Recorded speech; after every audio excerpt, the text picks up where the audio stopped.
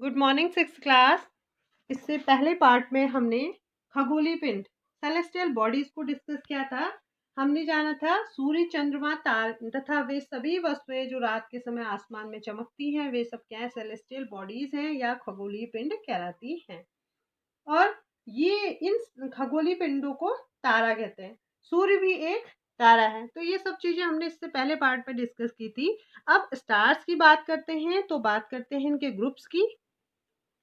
While watching the night sky, you may notice various patterns formed by different groups of stars. These are called constellations. Ursa Major and Saptarishi are the examples of constellations. तो ये दो example हैं आपके constellations के, नक्षत्र मंडल के। जब रात में हम तारों को देखते हैं तो तारे हमें लगता है कि रैंडमली कहीं लगे हुए हैं। और इन तारों के बीच में अगर आप रोज रात में नोटिस करो तो आप ये नोटिस करोगे कि कुछ ऐसे ग्रुप्स ऑफ स्टार्स हैं जो कि हमेशा एक पर्टिकुलर पैटर्न में दिखाई देते हैं। भले ही कोई भी साल चल रहा हो, साल का कोई भी महीना चल रहा हो, वो जब भी आपको नजर आएंगे आपको एक ही पैटर्न में नजर आएंगे। ऐसे कई सारे ग्रुप्स हैं जो कि हमारे स्काई में नजर आते हैं अलग अलग हिस्सों में। इन ग्रुप्स को कॉन्स्टिलेशंस कहते हैं। अब बात करते हैं कुछ कॉन्स्टिलेशंस की। ऐसा एक कॉन्स्टिलेशन है उर्सा मेजर। ये कॉन्स्टिलेशन हमेशा साथ नजर आता है। जो उर्सा मेजर है हमेशा एक साथ नजर आता है। और ऐसा ही एक और कॉन्स्टिलेशन है सप्तऋषि, जिसके बारे में कहा जाता है कि it is a group of 7 star. क्या है? 7 तारों का समूह है। किसके बारे में ये कहा जाता है? सप्तऋषि मंडल के बारे में। अब प्राचीन काल में, एंशिएंट टाइम में, अगर हम आज के टाइम में आपको की बात करें तो हमें अगर कहीं जाना है, कहीं से कहीं भी जाना है, तो हम क्या करते हैं, प्रॉपर हमारे लिए क्या है, प्रॉपर ट्रांसपोर्ट सिस्टम है कि हमें कौन सी ट्रेन लेनी है, कौन सी बस लेनी है और वो कहाँ से कहाँ तक जाती है। अगर आपको खुद से खुद भी जाना है तो आपके पास गूगल मैप है। लेकिन एंशिएंट टाइम में ऐसा नहीं था। उस समय जब लोग खुद से जाते थे तो उन्हें डायरेक्शन का ध्यान रखना पड़ता था। तो वे उस समय डायरेक्शन का पता करने के लिए स्टार्स का यूज करते थे। मीन्स देखिए, उस समय लोग स्टार्स का यूज करके क्या करते थे, डायरेक्शन का पता करते थे। क्योंकि स्टार्स में कुछ स्टार्स ऐसे थे जो हमेशा कांस्टेंट रहते थे। People used to determine direction during the night with the help of stars. अब स्टार्स का यूज वो कैसे करते थे डायरेक्शन पता लगाने में? The north star indicates the north direction. It is also called the pole star.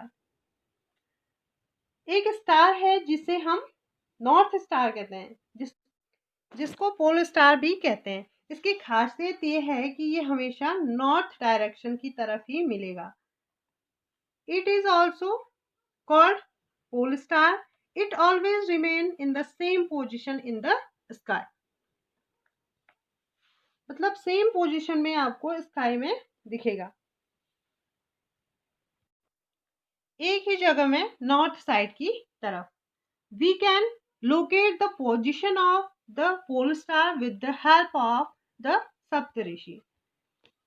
अब हम पूरे आसमान में अगर देखना चाहें कि ये कौन सा स्टार है,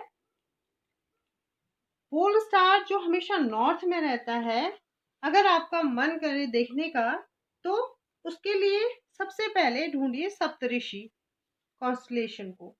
और सप्तऋषि कॉन्स्टलेशन के जो पहले 2 स्टार्स हैं उन दोनों स्टार्स को मिलाइए।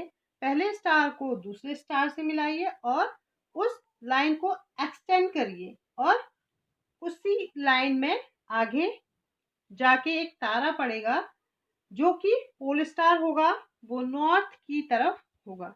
तो ये तरीका है पोल स्टार के बारे में पता लगाने का, सप्तऋषि कॉन्स्टलेशन को देखने का।